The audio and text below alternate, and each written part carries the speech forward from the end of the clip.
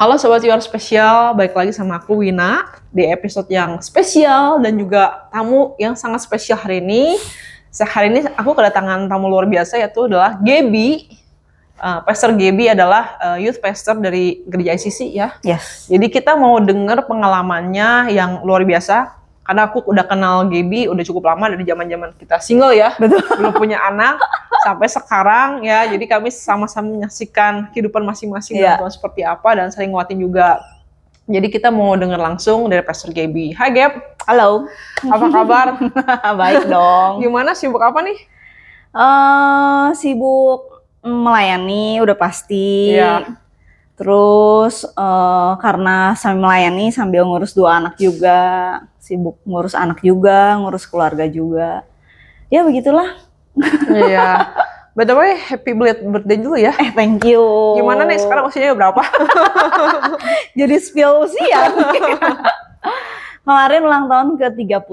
Oke, gimana di usia yang baru ini ada pengharapan khusus kah?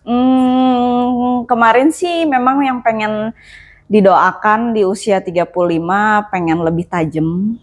Ya, secara khusus pengen lebih tajam dalam pelayanan, baik dalam setiap ketemu orang juga, pengen biar tiap kali ketemu orang tuh nggak ada yang sia-sia juga, jadi pengen lebih tajam dalam segala sesuatu, terutama biar bisa jadi perpanjangan tangan Tuhan sih. Wow, luar biasa. 35 masih muda lah, masih jauh perjalanan, masih panjang ya. Iya, cukup panjang. Ya, tapi luar biasa loh Gaby dipakai Tuhan di usia yang sangat muda gitu ya, jadi full timer, jadi hambanya, sekarang jadi youth pastor gitu. Buat aku gila promosi dalam kehidupan Gaby dari Tuhan tuh sangat cepat ya, karena aku menyaksikan dan bagaimana kehidupan aku juga sangat diberkati lewat kehidupan Gaby. Jadi Gab bisa share dikit nggak lu gimana awalnya kenal Tuhan, kapan gitu kah? Apakah lahir dari dalam keluarga Kristen sampai akhirnya Tuhan bawa sejauh ini menjadi youth pastor? Apakah memang itu passionnya atau gimana? Jadi aku tuh memang awalnya keluarga memang Kristen, jadi memang dari lahir tuh udah KTP langsung Kristen gitu. Okay. Tapi kan setiap orang kan pasti punya perjumpaan pribadi kan. Iya. Nah, jadi walaupun aku dari kecil Kristen, aku sering dibawa ke sekolah minggu juga sama orang tua. Nah, jadi waktu itu gue benar-benar secara pribadi dapetin kenal siapa Tuhan itu waktu sekitar kelas 1, kelas 2 SMA. Waktu itu aku diajak sama cici aku. Jadi aku sama cici aku tuh memang beda umurnya cukup jauhin. Beda 9 tahun. Gitu. Jadi kan gue kan memang 3 bersaudara. Iya. Jadi gue tuh bungsu. Nah, si Cici bedanya 9 tahun. Jadi waktu kecil nggak terlalu banyak ngobrol, mungkin karena bedanya umurnya jauh kan. Iya. Tapi waktu aku udah SMA gitu, dia yang ajak gue ke gereja. Karena kalau misalnya gue kelas 1 SMA, artinya kan dia udah sekitar 24 kan gitu kan, iya, usianya waktu itu betul. kan. Jadi waktu itu ya dia ajak gue ke gerejanya dia, gereja nggak terlalu besar, gereja kecil lah di situ. Terus aku mulai belajar mengalami perjumpaan pribadi sama Tuhan tuh di situ. Walaupun memang sebelumnya gue udah suka pelayanan juga. Kan ada orang yang pokoknya mau pelayanan dulu aja, nggak ngerti pokoknya melayani dulu aja gitu kan. Dulu kan gue pelayanan di Shegi kan, di Shekinah Glory. Nah terus, di gereja kecil itu gue mengalami perjumpaan pribadi sama Tuhan lewat satu lagu. Jadi gue sampai sekarang masih ingat sekali lagunya, bicara ya, dan ku ingin mengenalmu Tuhan, lagu itu.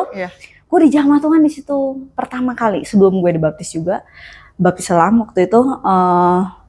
Di situ aku dapetin pertama kali. Terus ya udah aku dapetin bener-bener kenal Tuhan secara pribadi. Terus aku memutuskan di baptis selam waktu itu di gereja kecil itu gitu. Jadi waktu itu di ibadah atau di retreat atau gimana waktu pas Ibadah. denger? Ibadah umum biasa. Ibadah umum biasa. Kayak dengar khotbah biasa, lu datang tanpa ekspektasi apa-apa. Pokoknya gue lagi tuh kayak modal, diajak ke gereja, gue bangun ke gereja tiap pagi gitu sama Cici ke gereja kecil itu gitu, dan bertemu dengan teman-temannya dia yang sudah umurnya di atas umuran sama dia gitu.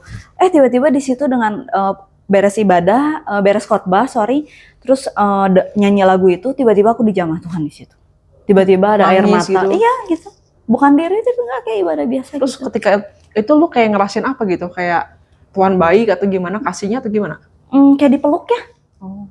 kayak dipeluk sama Tuhan gitu, kayak dipeluk anget gitu, kayak dipeluk gitu, kayak mengalami kasih yang nggak pernah gue dapetin sebelumnya. Walaupun ya memang orang tua gue juga baik gitu, tapi ya ada story-nya juga. Tapi ya itu pertama kali benar-benar damai sejahtera yang anget banget di situ momennya. Jadi semenjak itu lo memutuskan memberikan hidup lo buat Tuhan gitu dan Belum. dibaptis? Belum.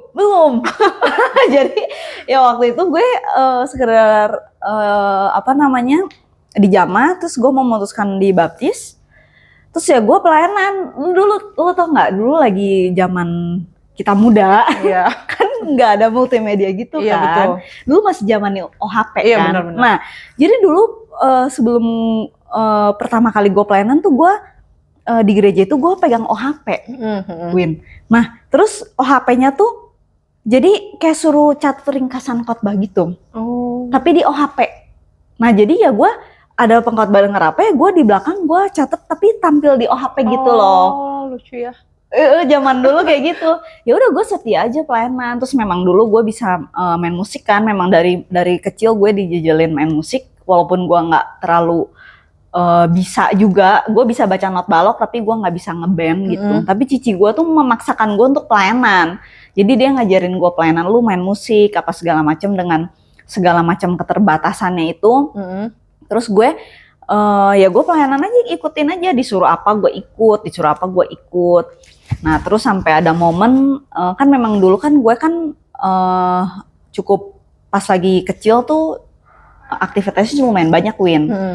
Jadi memang puji Tuhan orang tua gue tuh prinsip bokap gue, kalau anak udah mendalami sesuatu dia harus nyemplung, bener-bener harus tenggelam di situ. Iya.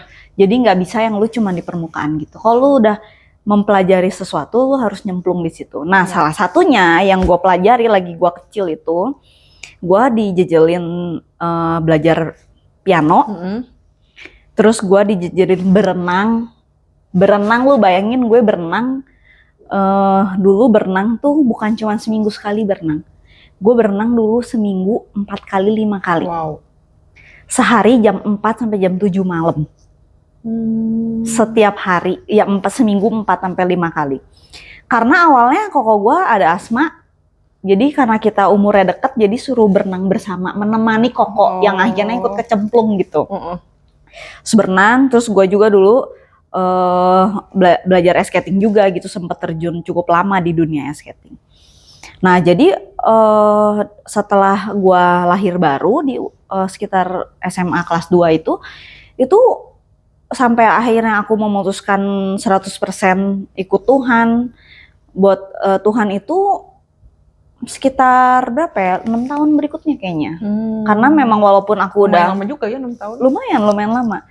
Ya waktu aku SMA itu cukup masih, walaupun pelayanan, aku masih sibuk di dunia ice skating itu, sibuk pelayanan di Shegi juga, tapi masih melayani aja gitu, masih punya ambisi pribadi gitu, sampai akhirnya di kuliah, kalau nggak salah di kuliah itu gue dapetin kalau memang gue harus sepenuh waktu melayani Tuhan. Di SMA, kuliah semester 8. Lagi nyusun skripsi, lagi itu. Gitu. Jadi waktu itu ketika lu banyak aktivitas itu memang disuruh orang tua atau memang lu pengen sendiri, oh gue mau ice skating, gue mau berenang, atau gimana? Dipaksa. Nggak. Kalau piano udah jelas gue setengah dipaksa. Karena gue mengalami yang, kenapa ya kok, ya gue cukup terluka di belajar piano itu karena memang bokap gue cukup keras. Jadi yang tadinya piano suka jadinya terluka. Jadinya tapi harus menjalani itu. Tapi gue juga memakan buahnya dari situ. Gue sempat ngajar musik 7 tahun juga. Nah itu terus kalau berenang tidak ada pilihan. Karena itu prinsipnya bokap gue. Kalau lu nyemplung sesuatu lu harus dalam. Jadi dulu kalau lu bayangin, kalau gue berenang, lu bayangin tiap hari lagi geledek besar. Tetap berenang. Itu nggak ada pilihan di kolam renang di Ciamplas kan dulu dingin banget. Iya, kan? iya. Yang katanya air mata pegunungan itu kolam yang besar itu 20 kali 50, 50 meter babu bolak-balik, hujan gede geledek besar, berenang aja terus. Sambil udah capek, air matanya bukan kemasukan air, Win, dulu gua isinya air mata. Air mata. Kacamata renangnya isinya air mata. Tapi ya nggak ada pilihan, dia berenang aja. Tapi gue mau makan buahnya. Tapi waktu dulu ngejalaninnya kayak aduh ya sengsara banget lah gitu. Tapi sekarang gue mau makan buahnya. Di situ gue belajar tentang kedisiplinan, daya juang. Kalau gue nggak ngelewatin itu nggak ada Gaby yang sekarang kan. Iya betul. Gitu. Itu nggak ada pilihan. Terus yang skating juga yang tadinya gue suka, jadi tadinya karena memang nyokap gue kan guru balet kan, jadi gue juga belajar balet dulu. Terus karena nyokap gue kayak ngeliat, waduh ini anak suruh berenang terus nih, kayaknya kasihan gitu. Terus kalau cewek-cewek berenang tuh badan segitiga gitu ya. Iya, ya kekar gitu ya. Kekar, udah bukan, tapi segitiga gitu loh. Lebar gitu kan. Terus kayak nyokap gue ngeliat, wah kasihan banget gitu. Terus pernah nyokap gue kayak ngeliat kalau kita tanding berenang, kan orang kan ayo cepet gitu. Kalau kata nyokap gue tuh kayak maaf kata ya, kayak nyorakin lomba ini anjing gitu, ayo cepet gitu tengah. Terus nyokap gue kayak ngeliat gitu, waduh kasihan banget gitu. Jadi nyokap gue mulai menarik lah hidup gue sama koko gue pelan-pelan ke dunia skating. Nah tetapi memang itu prinsipnya, karena bokap gue kalau lu udah nyemplung, lu harus tenggelam. Jadi ketika gue berpindah ke skating juga, bokap gue suruh gue tenggelam di situ juga. No turning back ya. No turning back. Jadi ya tetap mendalami di situ juga. Ya puji Tuhan, Tuhan kasih kesempatan ikut kejuaraan, baik di dalam negeri maupun di luar negeri gitu. Ya, which is gue juga makan buahnya lewat kedisiplinan dari orang tua gue, gitu. Jadi ya mengalami, walaupun udah gue suka ketemu teman-teman happy, tapi capek. Iya. Karena latihan kalau udah jadi atlet kan latihannya wah nggak main-main kan. Gue inget banget dulu di ring di IP, ringnya kan dulu di situ kan. Iya. Latihan sampai jam 12 malam, jam 1 subuh. Latihan loh. Jam 12 malam udah semua udah gelap gitu. Latihan kita. Karena mau tanding gitu, latihan. Kepala pingsan apa segala macam ya dijalanin aja gitu. Iya. Tapi ya gue makan buahnya lah. Kalau enggak gue nggak bisa cerita kan. Iya betul. Gitu. Seru juga ya dengar pengalaman lo. Gue juga baru tahu lo dijerumuskan di banyak kegiatan aktivitas gitu kan, dan ya momen mungkin juga kayak momen nggak terlupakan juga ya, berenang sambil air mata menangis gitu kan, kayak nggak terlupakan. Tapi kayak lu bilang tadi kan, kayak kalau flashback ke belakang, kalau nggak ada itu nggak ada Gaby yang sekarang ya, yang kuat, yang disiplin, yang never give up ya gitu kan. Jadi mungkin kita juga perlu bersyukur ya buat orang tuanya Gaby ya, sekalipun mereka keras tapi Gaby bisa memakan buahnya kan hasilnya sampai sekarang kayak gitu. Jadi kan dulu sempat berkecimpung di dunia skating kan gitu. Kenapa sih nggak dilanjutin? Karena kan prestasinya bisa sampai puncak tuh ya, bisa wah gue internasional segala macam gitu. Tapi kenapa harus udah enggak deh gitu, berhenti? Nah, jadi waktu gue skating itu kan berarti kan udah sekitar SMP, SMA, kuliah kan. Nah, jadi waktu itu momen memang lagi di puncak karir sekali. Pernah ada momen diundang show, bayangin tiket dibayarin, hotel dibayarin, ke luar negeri, jadi guest star apa segala macam. Nah terus ring kan sempat tutup tuh sekitar 1,5 tahun, 2 tahun. Terus buka kembali di tempat yang baru. Gue main lagi, gue latihan lagi, dan gue masih punya target. Jadi kalau misalkan lu di dunia skating tuh lu kayak naik level dari level 1, 2, 3, 4 gitu terus kan. Nah lagi itu tuh gue udah mau naik di level 8. Gue mau ujian di level 8, which is ujiannya juga harus di luar negeri, nggak bisa di Indo. Nah gue lagi latihan, gue udah set target di bulan sekian gue mau ujian, gitu.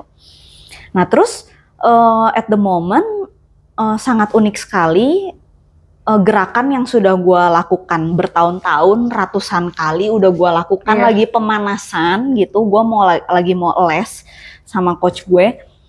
Terus di gerakan itu lagi pemanasan, tiba-tiba gue jatuh, Win. Dan memang biasanya juga jatuh, udah biasa. Udah main skating udah biasa gitu. Tapi at the moment gue jatuh, gue nggak bisa bangun lagi. Gue jatuh, kaki gue retak di situ. Itu gue inget banget. Orang biasanya ngelihat gue jatuh bangun. Di situ orang ngelihat gue jatuh, gue nggak bisa bangun. Nyokap gue lari ke es.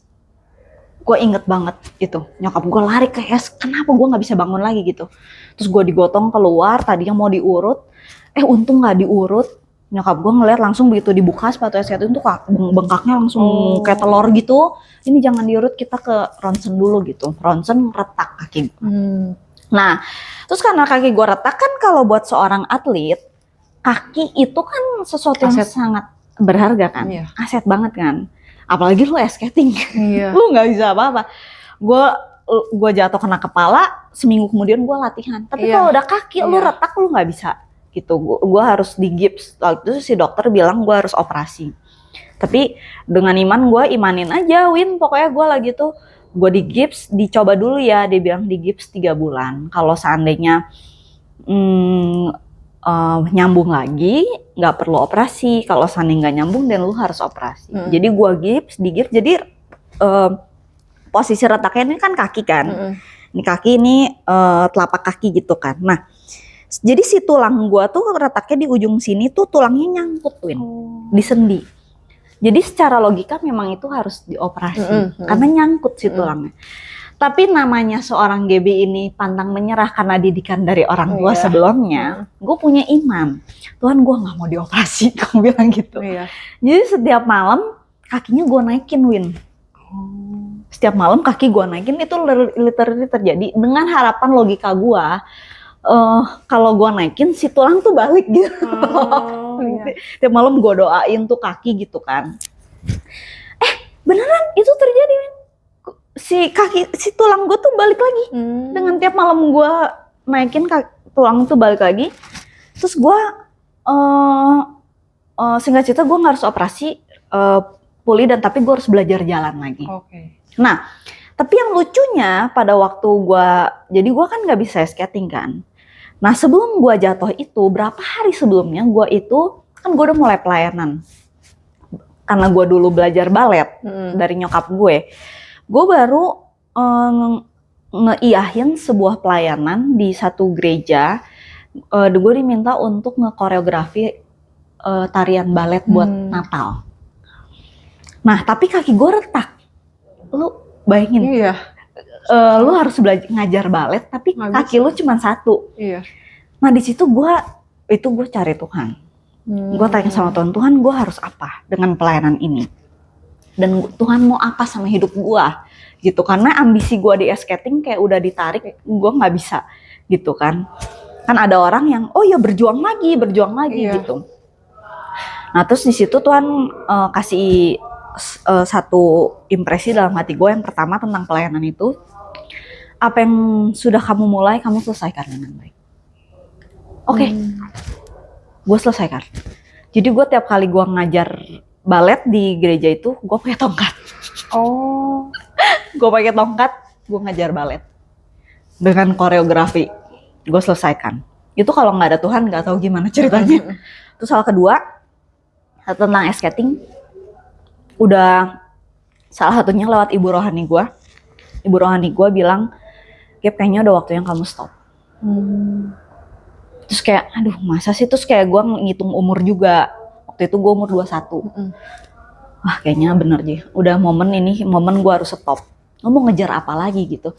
Terus kayak gue di dalam hati gue kalau gue ngejar, gue bisa menang lagi. Tapi kan buat gue, buat pride of myself gitu kan. Oh, di sini momen. Di sini momen gue harus stop. Gitu.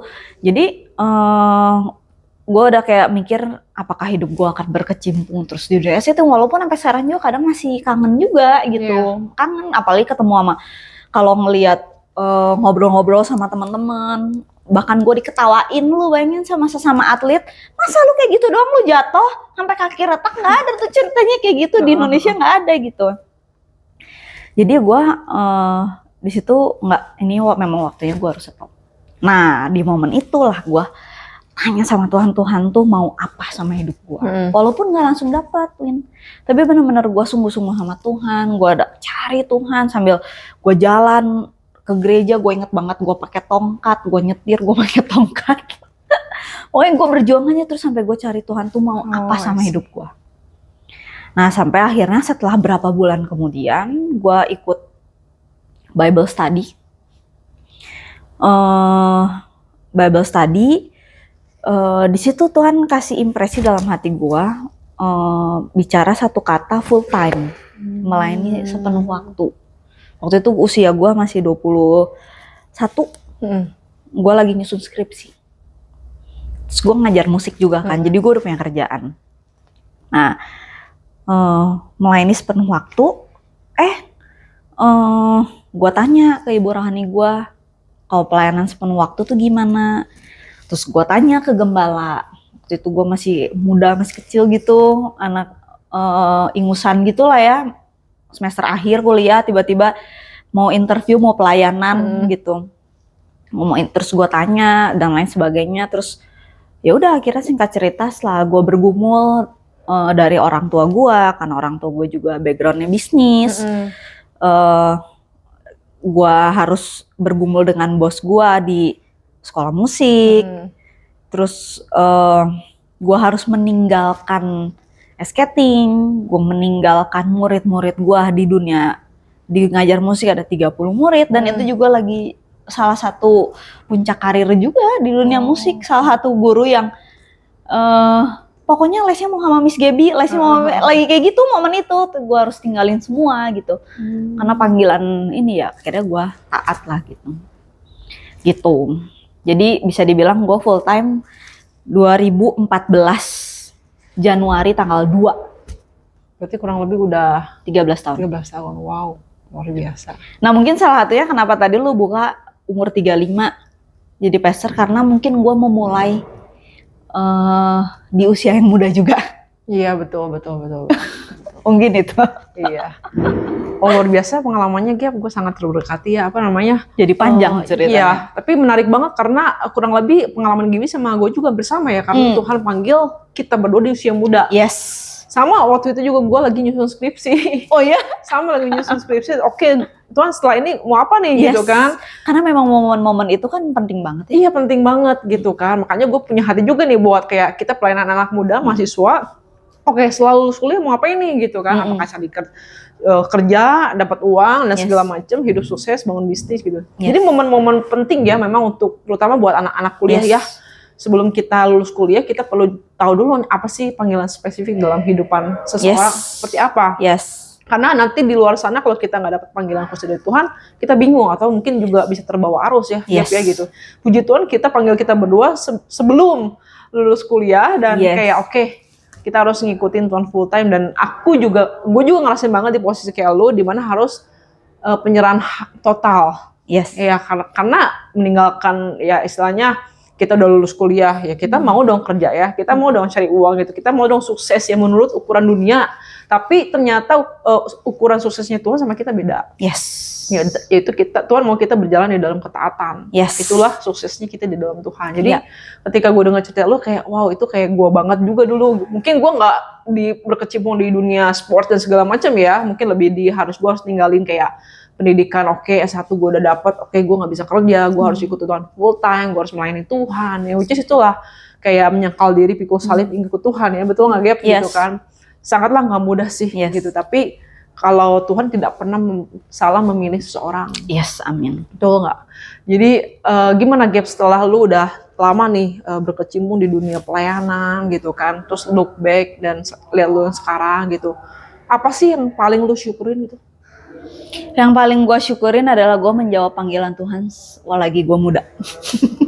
Kenapa harus muda? Kenapa nggak nanti 30, 40 udah settle semua? Gini, jadi satu hal yang sangat amat gue syukurin adalah gue cari benar-benar tanya Tuhan lagi gue masih muda. Itu yang gue syukurin.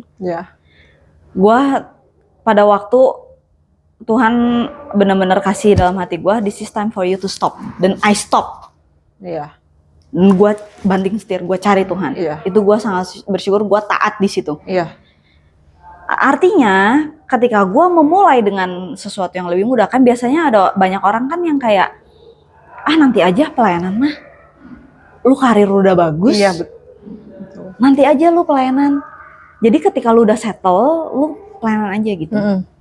Justru waktu gue masih muda itu, sampai sekarang, gue merasa gue punya energi yang sangat banyak. Dan gue kasih energi ini buat Tuhan. Iya. Gue punya waktu yang sangat amat banyak. Dan by the way, waktunya juga nggak yang banyak-banyak banget. Karena gue juga married muda juga, Win. Iya, betul. Gue yang married muda juga. Tapi istilahnya gue nggak buang waktu aja gitu. Iya. Bener-bener gue merasa dari gue umur, sejak gue umur 21 itu sampai sekarang tuh usia gue sangat produktif sekali. Iya. Gue nggak buang waktu.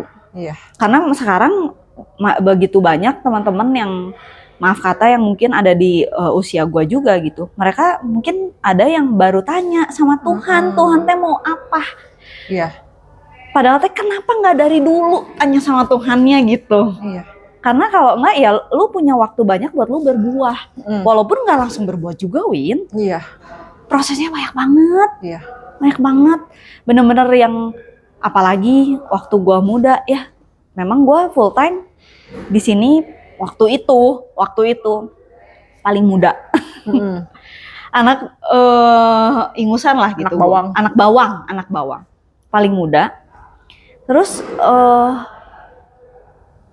dan memang salah satu, ya Tuhan anugerahkan gue jadi pastor gitu di usia gue sebelum 30. Sebelum 30, pastor termuda dan cewek. Iya. Jadi nggak mudah. Iya, betul. Sangat amat tidak mudah. Dibentuk, pembentukan karakter, proses, mau ditegur, mau dibentuk, itu tuh nggak enak banget, Win. Siapa yang enak dibentuk? Lo juga pasti pernah mengalami pembentukan, nggak enak banget. Tapi kalau punya hati yang mau dipakai sama Tuhan, ya ikutin proses itu. Makanya di usia sekarang, walaupun proses aku masih sangat amat panjang ke depan gitu, aku bersyukur memakan buahnya gitu. Kan tadi Gaby sharing ketika Gaby dipanggil Tuhan dan dengar suara Tuhan di dalam hati, dan Gaby pada saat itu langsung taat kan. Tapi kan nggak segampang itu kan, karena kan banyak anak muda di luar sana juga kayak, apa sih tujuan hidup gua gitu? Gimana gua cara dengar suara Tuhan, bener nggak ini, bener nggak itu, kan banyak suara-suara tuh. Nah, gimana bisa dengerin, oke, this is from the Lord gitu, ini dari Tuhan, ini bukan, gimana? Nah, kan nggak semua orang juga dipanggil full time, Win. Iya. Bener nggak? Iya. Kan kita juga nggak bisa tutup mata ya. Iya. Jadi namanya mencari kehendak Tuhan kan memang sebuah perjalanan hidup, betul. Tapi yang jelas namanya kehendak Tuhan itu tidak jauh dari memakai apa yang kita punya untuk memuliakan Tuhan. Gitu. Contohnya gimana? Contohnya, contoh ya, kemarin ada orang yang anak muda juga nih, karena gue banyak pelayanan anak muda, jadi gue akan banyak ngobrol sama anak muda. Gue tanya, kamu udah lulus? Persis kepejian sama gue, kamu ngapain? Kamu mau lanjut pelayanan sepenuh waktu, atau kamu mau kejar karir? Dia bilang, terus dia, ya kamu doa aja lah. Yang pertama, harus mau doa dulu. Harus mau tanya Tuhan dulu. Harus mau surrender dulu. Siap apa yang Tuhan mau. Walaupun memang panggilan Tuhan juga nggak selalu full time. Iya, betul. Gitu. Ada yang udah beres S1 juga mereka lanjut S2. Itu juga ada juga. Iya. Ada yang udah beres S1 juga mereka lanjut kerja. Udah kerja jadi full time. Ada yang kayak gitu juga, kan beda-beda kan. Nah, jadi yang gue pegang sama kayak pada waktu Tuhan panggil Samuel. Ya, pada waktu Tuhan panggil Samuel, pertama firman Tuhan tidak akan pernah dinyatakan kalau dia tidak mau membuka dirinya untuk dengar apa yang Tuhan mau. Ya, Samuel 3 kali dipanggil Tuhan loh. Tapi dia nggak dengar, dia nggak kenal suaranya. Ya kan 3 kali. Tapi pada waktu Samuel mau, oke, Tuhan, ini aku, ini hambamu. Aku berserah, berfirmanlah. Jadi harus mau surrender. Itu yang pertama. Nah, terus yang kedua, dan memang gak langsung ngomong gitu kan. Gue juga waktu gue tanya sama Tuhan kan butuh waktu 8-9 bulan buat baru Tuhan bicara dalam hati gue buat melakukan apa yang Tuhan mau kan. Gak langsung juga gitu. Betul. Jadi sambil tanya terus kalau perlu puasa lah buat tujuan hidupmu, kenapa tidak buat puasa buat tujuan hidupmu gitu.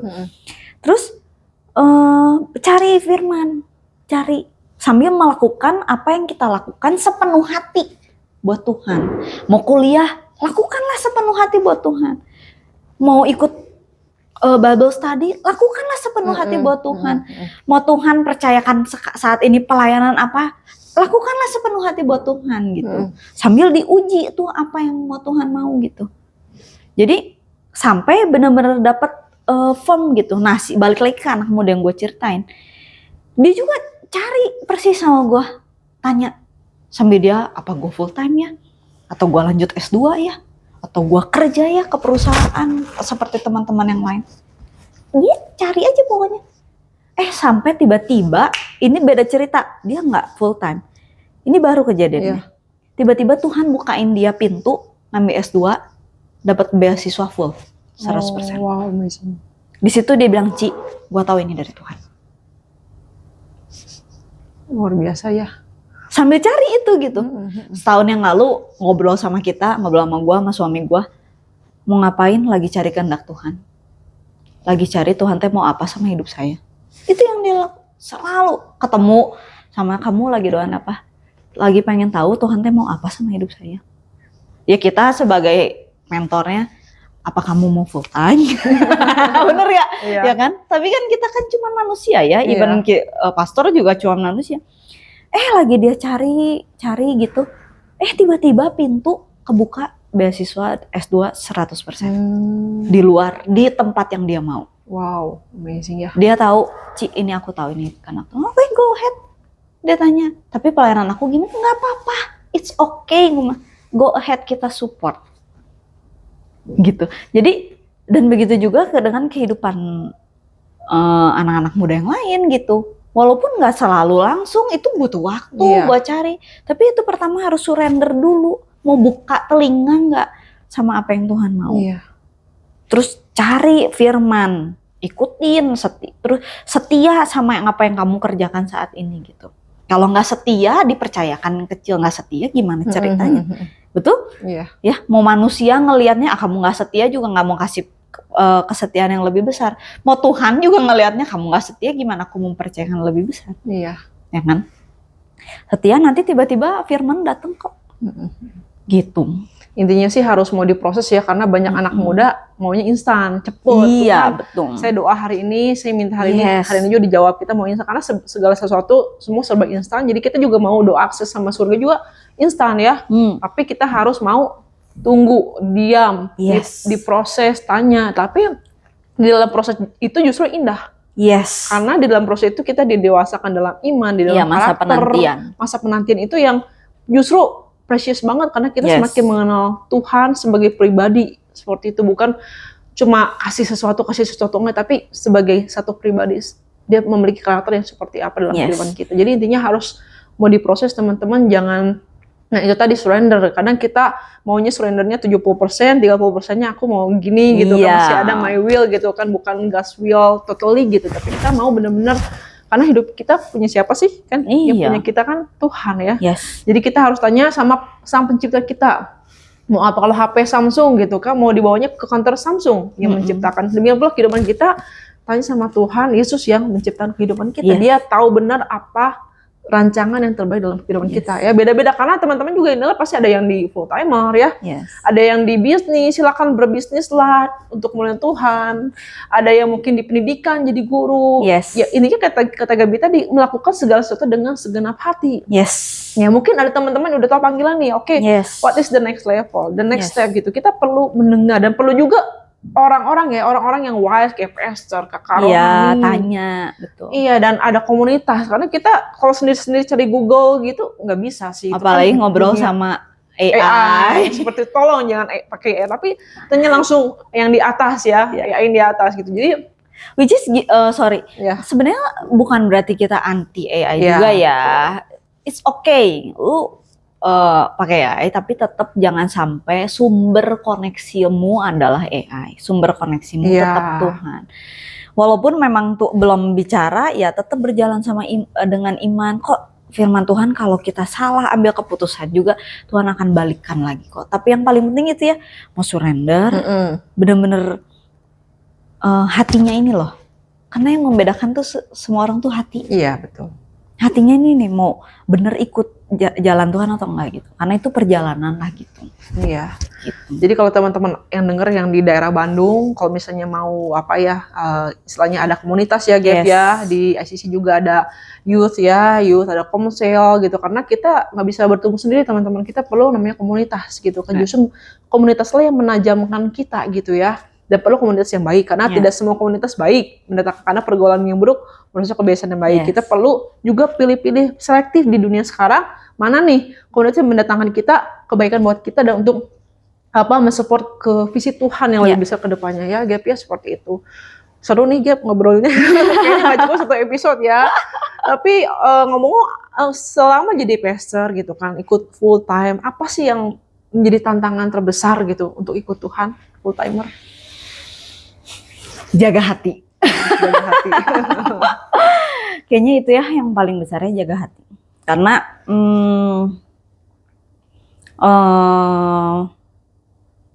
pertama jaga hati supaya hatinya tetap murni. Itu sangat amat besar. Apalagi udah 13 tahun nih. Iya. Apakah mengalami kejenuhan? Pasti ada momennya. Makanya harus jaga hati. Memurnikan motivasi lagi. Terus jaga hati, menjaga supaya seringkali mungkin kita punya ekspektasi lebih sama orang, atau mungkin kita punya harapan atau apa gitu, ya jaga hati gitu, karena tetap harapan manusia belum tentu jalannya Tuhan ya, gitu. Ya jadi pastor juga manusia ya, ya pasti juga ada kelemahan dan kadang ngerasa capek dan jenuh. Nah, gimana sebagai full timer Gaby, sebagai full time pastor melayani orang, ketemu orang gitu kan, melakukan hal sesuatu hobi yang lain untuk kayak refreshing, ada nggak? Kan nggak terus baca firman dan doa juga kan, ya pasti ada diurusin yang lain. Gimana sih mungkin cara bagi waktu dengan keluarga, cara kamu refreshing itu seperti apa? Aku refreshingnya adalah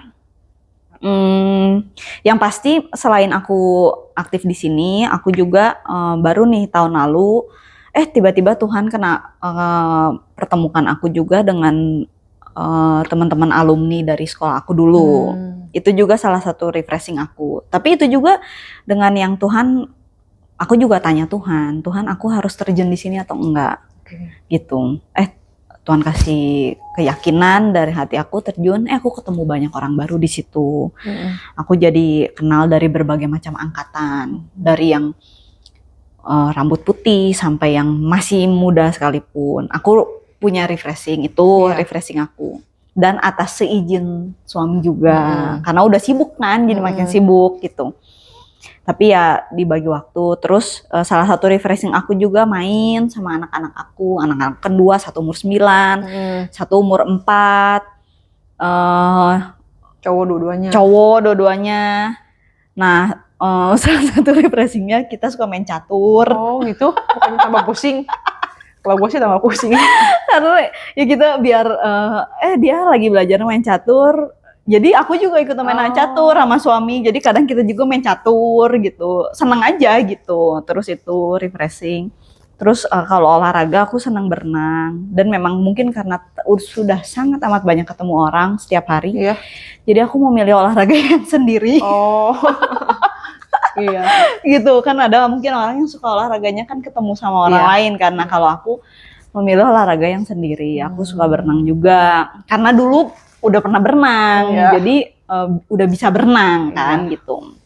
Terus terus sama aku juga suka bikin bikin kerajinan tangan. Aku suka bikin charm apa itu backcam, foncam, itu juga salah satu refreshing aku juga gitu. Jadi ya diaturlah waktunya. Iya, yang penting harus tetap waras ya. Betul. Nah, selain di-charge sama Tuhan, firman-Nya juga kita perlu melakukan hobi ya di luar sana juga supaya kita terus aktif terus ya, efektif terus melayani Tuhan ya, Gap ya.